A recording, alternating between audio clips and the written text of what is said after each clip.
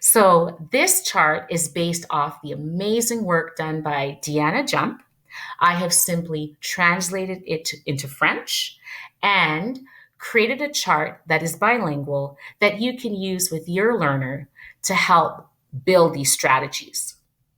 The first one is called pointer power. J'utilise mon doigt pour suivre les mots que je lis. I use my finger to follow along as I read. I do not skip ahead.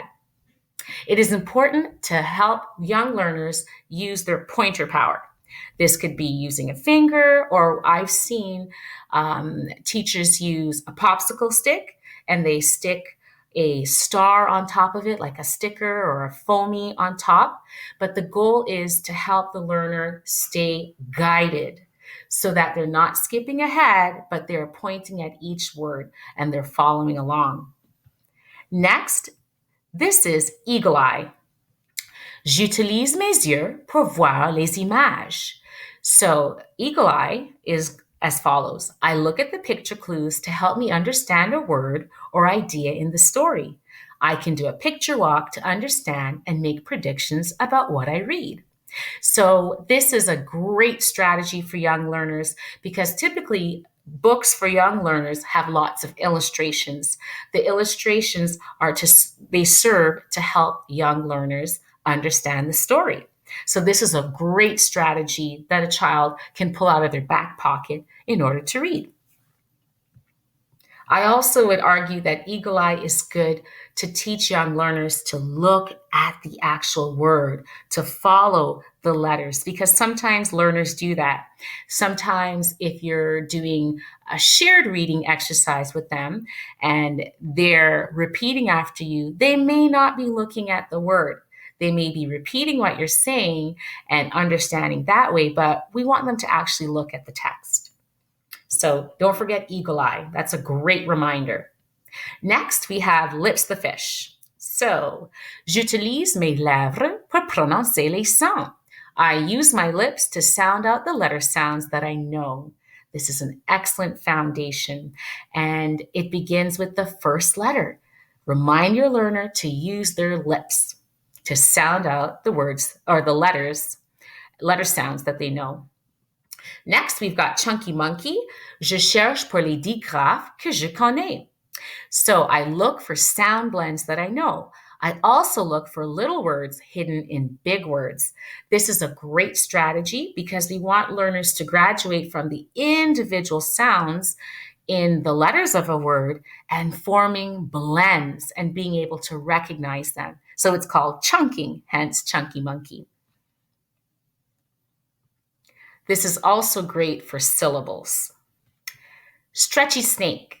J'éloigne les sons dans le mot. I stretch out the sounds in the words I read. This is also a great strategy, particularly for bigger words. So the idea is your learner is stretching out the sounds and continuing to repeat until they hear a word that sounds familiar and actually makes sense for the text that they're reading. So Stretchy Stink is a great option. And finally, Skippy Frog. This is your last resort. So, en français, si j'utilisais toutes mes stratégies pour un mot inconnu, je pourrais sauter le mot.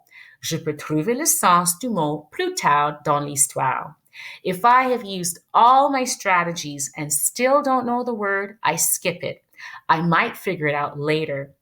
So the idea is we don't want the learner hung up off of one word and being discouraged from progressing in the story. The idea is that if they skip that unknown word, they may develop the meaning of the word later on in the text if they continue along in the sentence. So this one is a last resort, but it is equally powerful because we want learners to move on. We don't want them to get stuck.